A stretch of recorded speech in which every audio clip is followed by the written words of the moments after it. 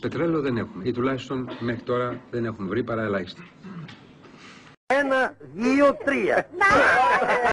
Πετρέλαιο δεν έχουμε, ή τουλάχιστον μέχρι τώρα δεν έχουμε βρει παρά ελάχιστα. 2.500 χρόνια πριν, ο Ηρόδοτος αναφέρει στα κείμενά του ότι υπάρχουν λίμνες πετρελαίου στη Ζάκυνθο. Οι πρώτες έρευνες γίνονται το 1903, με πολύ πρωτόγωνα μέσα.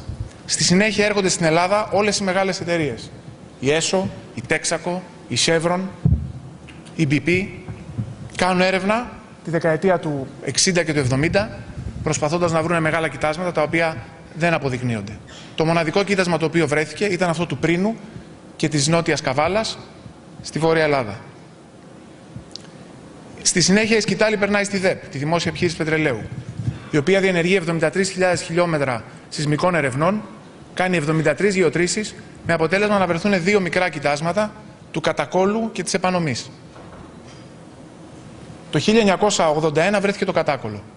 Το 2011 έρχεται το Υπουργείο, επιτέλους, μετά από πολλά χρόνια, να το βγάλει σε διαγωνισμό, ελπίζουμε, ώστε να μπορέσει κάποια στιγμή αυτό το κοίτασμα να αναπτυχθεί. Τι άλλαξε από τότε μέχρι σήμερα, γιατί κανείς δεν τα ανέπτυξε αυτά τα κοιτάσματα? Ένας βασικός λόγος είναι η τιμή του πετρελαίου. Πετρέλαιο δεν έχουμε, ή τουλάχιστον μέχρι τώρα δεν έχουμε βρει παρά ελάχιστα. Άρα στην ερώτηση αν υπάρχει ή όχι πετρέλαιο, η απάντηση είναι ότι βεβαίως υπάρχει, αλλά το εάν είναι οικονομικά εκμεταλλεύσιμο και αν μπορεί αυτό να αποτελέσει το 20, το 30 ή και ακόμα περισσότερο τα 100 της ελληνικής κατανάλωσης, είναι μια απάντηση την οποία θα τη δώσουν οι πετρελαϊκές εταιρείες. Είναι μια απάντηση η οποία δεν θα δοθεί ούτε στα παράθυρα, ούτε σε συνέδρια, ούτε σε κουβέντες οι οποίες γίνονται σε διαδρόμους. Η απάντηση δίνεται όταν γίνονται πραγματικές επενδύσεις και μπουν γεωτρύπανα να δουν αν πραγματικά υπάρχει ή όχι πετρέλαιο στη χώρα. Καμία αναφορά σε ενδεχόμενη ύπαρξη πετρελαίου στην περιοχή του Καστελορίζου δεν έχει υπάρξει στη μέχρι τώρα ιστορία της έρευνας υδρογοναθράκων στη χώρα μας. Πετρέλαιο δεν έχουμε, ή τουλάχιστον μέχρι τώρα δεν έχουμε βρει παρά ελάχιστα. 1, 2, 3. Επομένως, στην ερώτηση γιατί δεν εκμεταλλευόμαστε τον ορυκτό πλούτο, το πετρέλαιο της Ελλάδας, οι απαντήσεις είναι πολλαπλές. Ο πρώτος είναι ότι μέχρι στιγμής δεν έχει βρεθεί κάποιο πολύ μεγάλο κοίτασμα που να δικαιολογεί τις μεγάλες εταιρείες και τις επενδύσεις που χρειάζονται για να έρθουν στην Ελλάδα. Ο δεύτερος είναι πολιτικός. Μέχρι σήμερα δεν υπήρχε η πολιτική βούληση.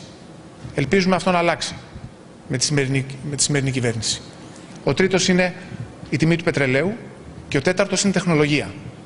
Πριν από χρόνια το να πάει κανείς νότια της Κρήτης σε 2.000-2.500 μέτρα νερό ήταν απαγορευτικό.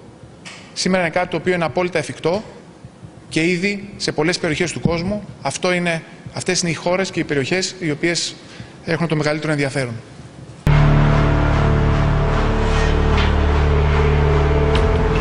Οι έρευνες στην Ελλάδα για πετρέλαιο και φυσικό αέριο έχουν σταματήσει τα τελευταία 12 χρόνια μετά την ιδιωτικοποίηση της Δημόσιας Επιχείρησης Πετρελαίου. Ο Ηλίας Κονοφάγος είναι αντιπρόεδρος Πολυεθνικής Εταιρείας Συμβούλων για θέματα ενέργειας και για πολλά χρόνια ήταν διευθυντής έρευνας στα ελληνικά πετρέλαια. Αυτή τη στιγμή υπάρχει μια εξέλιξη στην νοτιοανατολική Μεσόγειο μεταξύ Κύπρου και Ισραήλ. Και βγήκε και μια μελέτη αμέσως μετά από το Κέντρο Αμερικανικών Γεωλογικών Ερευνών, η οποία είπε ότι μεταξύ Κύπρου, Αιγύπτου και Κρήτης υπάρχουν περί τα 15 τρισεκατομμύρια κυβικά μέτρα φυσικού αέριου.